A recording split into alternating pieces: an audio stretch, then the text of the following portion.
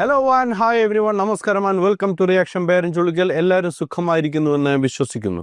നമ്മൾ പ്രത്യേക ഒരു സാഹചര്യത്തിലൂടെയാണ് ഇപ്പോൾ നമ്മുടെ രാജ്യവും നമ്മൾ കടന്നു പോകുന്നത് എന്നുള്ള കാര്യം നമുക്ക് എല്ലാവർക്കും അറിയാം. ഒരുപക്ഷെ ഒരു ബിറ്റർ ഫീലിങ്സ് ഉണ്ടെങ്കിലും നമ്മൾ ശ്രമിക്കുന്നത്, അല്ലെങ്കിൽ രാജ്യം മൊത്തത്തിൽ ശ്രമിക്കുന്ന ഒരു കാര്യം, പൊളിറ്റിക്കൽ ലീഡർഷിപ്പ് അടക്കം നമ്മുടെ രാജ്യത്തെ ജനങ്ങളുടെ ആത്മവിശ്വാസം നിലനിർത്തുക എന്നുള്ളതാണ്. അത് താഴേക്ക് പോകാതെ നോക്കുക എന്നുള്ളതാണ്. അത് വളരെ പ്രധാനപ്പെട്ട കാര്യമാണ്.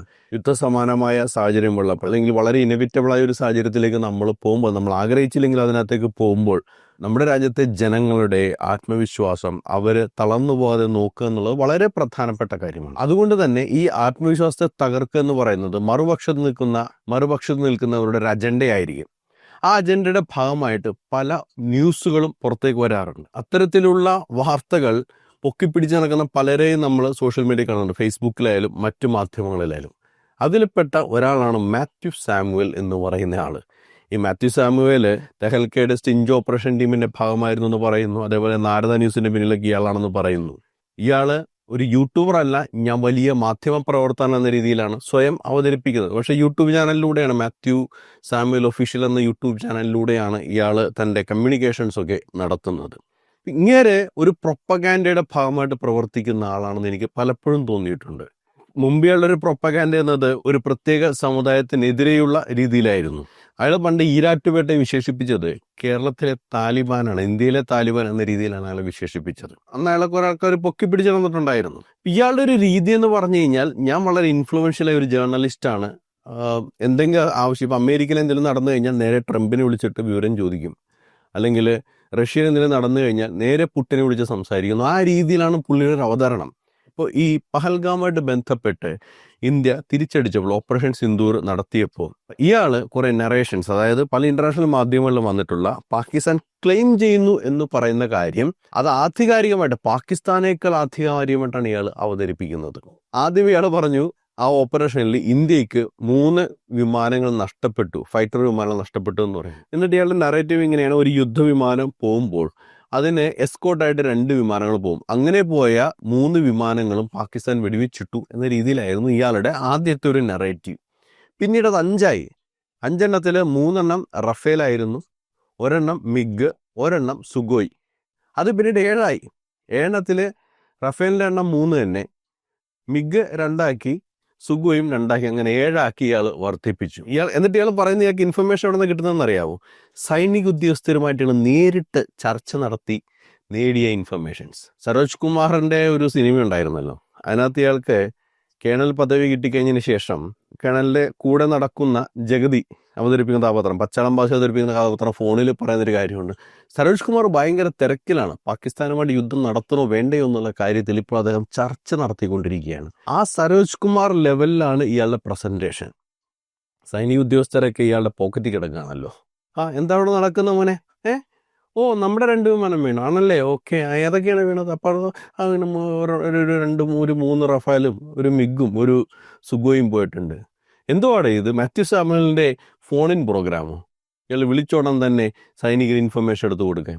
മറ്റൊന്ന് ഇയാൾ പറഞ്ഞത്, ഈ പാകിസ്ഥാൻ വെടിവെച്ചിട്ട വിമാനാവശിഷ്ടം പോയി വീണ സ്ഥലത്തെ ഗ്രാമവാസികളോട് ഇയാൾ സംസാരിച്ചു എന്നുള്ളതാണ്. വിമാനം വീണതുകൊണ്ട് ബന്ധപ്പെട്ട് നമുക്ക് കിട്ടിയ ചിത്രങ്ങളെ കുറിച്ച് അറിയാമല്ലോ. ആ ചിത്രം ഫ്യൂവൽ ഡ്രോപ്പ് ടാങ്കാണെന്ന് പിന്നീട് സ്ഥിരീകരിച്ചു. ഫൈറ്റർ വിമാനങ്ങളുണ്ടാവുന്ന ഫ്യൂവൽ ടാങ്ക്സ്, അധിക ഇന്ധനം നിറക്കുന്ന, എക്സ്ട്രാ ഫ്യൂവൽ നിറക്കുന്ന, അധിക ഇന്ധനം നിറക്കുന്ന ടാങ്കുകൾ. അപ്പോൾ ഈ ഫ്ലൈ ചെയ്യുന്നതിൻ്റെ വേഗത കുറയുമ്പോൾ ഈ ടാങ്ക് ഡ്രോപ്പ് ചെയ്യാറുണ്ട്. അങ്ങനെ ഡ്രോപ്പ് ചെയ്ത ടാങ്കാണെന്ന് പിന്നീട് സ്ഥിരീകരണമൊക്കെ വന്നിരുന്നു. പക്ഷേ ഇതൊക്കെയാണ് ഈ മനുഷ്യന് വലിയ വാർത്ത. അവിടുത്തെ ഗ്രാമവാസികളോട് സംസാരിച്ചത്രേ. അവിടുത്തെ ഗ്രാമവാസികൾക്ക് അങ്ങനെ ഒരു ഇൻഫർമേഷൻ ഉണ്ടെങ്കിൽ ഇന്ത്യൻ മാധ്യമങ്ങൾ അത് റിപ്പോർട്ട് ചെയ്യുന്നതിന് അതിനുള്ള വിട്. കാര്യം എന്ന് വെച്ചിട്ടുണ്ടെങ്കിൽ അവർക്ക് രാജ്യത്തിൻ്റെ താല്പര്യത്തിനൊപ്പം നിൽക്കേണ്ടി വരും. അതേസമയം പാകിസ്ഥാൻ മാധ്യമങ്ങൾ അത് വെറുതെ വിടും. അവർ പോലും കാണിക്കാത്ത ശുഷ്കാന്തിയാണ് ഈ മാത്യു സാമുവൽ ചെയ്തിരിക്കുന്നത്. വല്ലാത്ത മത്തായിക്കുട്ടി തന്നെ ഇയാൾ. ഈ സംഭവത്തെക്കുറിച്ച് അന്താരാഷ്ട്ര മാധ്യമം തെളിവ് ചോദിച്ചപ്പോൾ അവിടുത്തെ ഡിഫൻസ് മിനിസ്റ്റർ ആയിട്ടുള്ള ഖ്വാജ ആസിഫ് പറഞ്ഞ മറുപടി എന്താണെന്ന് അറിയുമോ?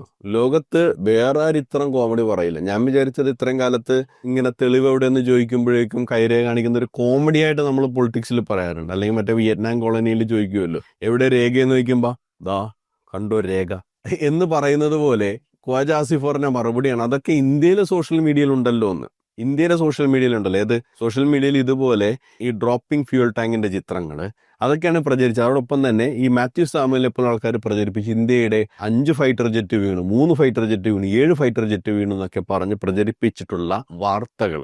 ആ വാർത്തയാണ് അവിടുത്തെ പ്രതിരോധ മന്ത്രിയുടെ കയ്യിലിരിക്കുന്ന തെളിവ്. എന്താ അവസ്ഥയെന്ന് ആലോചിച്ച് നോക്കി. ആ ഒരു ദുരവസ്ഥയിൽ നിൽക്കുന്ന രാജ്യമാണ്. അവരെ സംബന്ധിച്ചിടത്തോളം ഒരു എത്തിക്സും ഇല്ല എന്നുള്ളതിന് തെളിവാണ് കഴിഞ്ഞ ദിവസം കണ്ട യുദ്ധം. അവരൊട്ടും എത്തിക്കലായിട്ട് യുദ്ധം ചെയ്യുന്നവരല്ല. അതിന് തെളിവാണ് കഴിഞ്ഞ ദിവസം പുഞ്ചിൽ നടന്ന വെടിവെപ്പ്.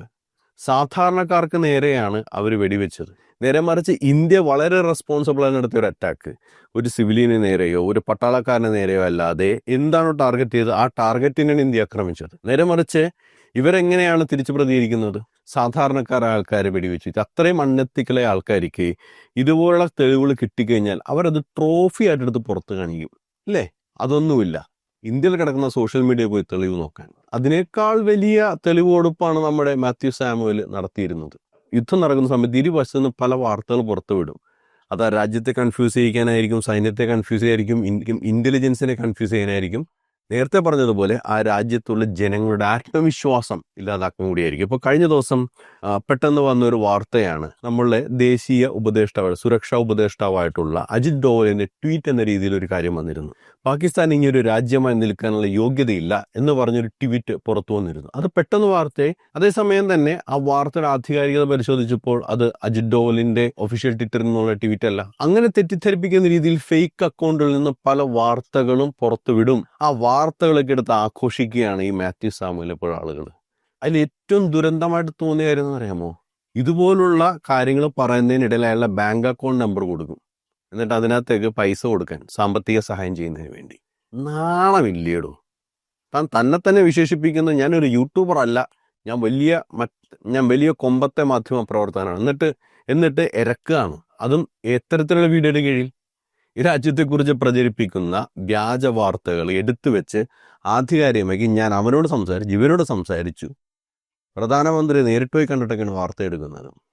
നമിച്ച് എന്തായാലും സംഗതി പൂട്ടിക്കെട്ടിയിട്ടുണ്ട്. ഇപ്പോൾ ഈ ചാനൽ നമുക്കിവിടെ അവൈലബിൾ അല്ല, യൂട്യൂബ് ചാനൽ ഇവിടെ അവൈലബിൾ അല്ല. ഇന്ത്യയിൽ ആ ചാനൽ നമ്മുടെ രാജ്യത്തെ സംവിധാനം ഇടപെട്ട് ആ ചാനൽ ഇവിടെ സംപ്രേഷണം ചെയ്യുന്നത് നിർത്തിയിട്ടുണ്ട്. ഇപ്പോൾ വേണമെങ്കിൽ ആ വീഡിയോ എനിക്ക് എടുക്കാമായിരുന്നു. കാരണം നമ്മുടെ വേറെ രാജ്യത്തുള്ള മറ്റു രാജ്യങ്ങളിലുള്ള സുഹൃത്തുക്കളോട് ചോദിച്ചിട്ടുണ്ടെങ്കിൽ അവർ ആ വീഡിയോ ഡൗൺലോഡ് ചെയ്ത് അയച്ചു തരും. പക്ഷെ അത് ചെയ്തിരിക്കുന്നത് അത് ബ്രോഡ്കാസ്റ്റ് ചെയ്യാൻ പാടില്ലെന്നൊരു തീരുമാനം നമ്മുടെ രാജ്യത്തുള്ളപ്പോൾ അത് വീണ്ടും എടുത്തിട്ട് റിയാക്ഷന് വേണ്ടിയാണെങ്കിൽ കൂടി പോലും ബ്രോഡ്കാസ്റ്റ് ചെയ്യണ്ട എന്ന് വിചാരിച്ചിട്ടാണ്. നമ്മൾ താമസിക്കുന്ന പ്രദേശത്തിന്, ആ രാജ്യത്തിനെതിരെ വരുന്ന വാർത്തകൾ ഞാൻ വലിയ ആധികാരികളാണെന്ന് പറഞ്ഞ് അതും കൂടി ചേർത്ത് ജനങ്ങളെ വിശ്വസിപ്പിക്കുന്ന രീതിയിൽ പ്രചരിപ്പിക്കുന്നത് ഒരു നല്ല പ്രവണതയല്ല. വളരെ സിമ്പിളായ കാര്യമാണ്. നമ്മുടെ വീട്ടിലൊരു എമർജൻസി സിറ്റുവേഷൻ ഉണ്ടാകുമ്പോൾ തലമുതിർന്ന ആൾക്കാർ അല്ലെങ്കിൽ ആ സിറ്റുവേഷൻ ഹാൻഡിൽ ചെയ്യുന്ന ആൾക്കാർ അവരതിൻ്റെ പ്രഷർ എടുക്കുകയും വീട്ടിലുള്ള ആളുകൾ, ദുർബലരായ ആളുകളാണ്, കുട്ടികളുണ്ടാവും, അങ്ങനെയുള്ള ആളുകൾ, ചിലപ്പോൾ മാനസികാവസ്ഥ അല്ലെങ്കിൽ ചില രോഗാവസ്ഥയിലുള്ള ആളുകളുണ്ടാവും, അവരിലേക്ക് ഈ വാർത്തകൾ എത്തിക്കാതിരിക്കാൻ, അല്ലെങ്കിൽ പ്രശ്നമൊന്നുമില്ല, നിങ്ങളാരും ഭയപ്പെടേണ്ടെന്ന രീതിയിൽ കാര്യങ്ങൾ അവതരിപ്പിക്കും. നമ്മൾ ആ ടെൻഷനെ ഫിൽട്ടർ ചെയ്തിട്ടാണ് താഴെ ആളുകളോട് സംസാരിക്കുക. ഒരു രാജ്യം മുഴുവൻ ഒരു എസ്കലേറ്ററി ടെൻഷനിൽ നിൽക്കുമ്പോൾ ആ രാജ്യത്തെ ജനങ്ങളുടെ ആത്മവിശ്വാസം തകരുന്ന രീതിയിൽ ഇവനെപ്പോലുള്ള ആളുകളുടെ ചാനലുകൾ പ്രൊമോട്ട് ചെയ്യാൻ പാടുള്ളതല്ല. എന്തായാലും മാത്യു ചായൻ്റെ ചാനൽ കുറച്ചാൽ അവിടെ പൂട്ടിക്കെട്ടി കിടക്കട്ടെ. ഇന്ത്യയിൽ മാത്രമാണെങ്കിൽ കൂടി അവിടെ ഒന്ന് പൂട്ടിക്കെട്ടി കിടക്കട്ടെ. എന്താണ് ഈ വിഷയത്തിൽ പ്രേക്ഷകർക്ക് പറയാനുള്ളത്? കമൻ്റായിട്ട് രേഖപ്പെടുത്തുക. മറ്റൊരു പ്രതികരണമായി നമുക്ക് വീണ്ടും കണ്ടുമുട്ടാം. അതുവരേക്കും ബൈ ബൈ, ടേക്ക് കെയർ.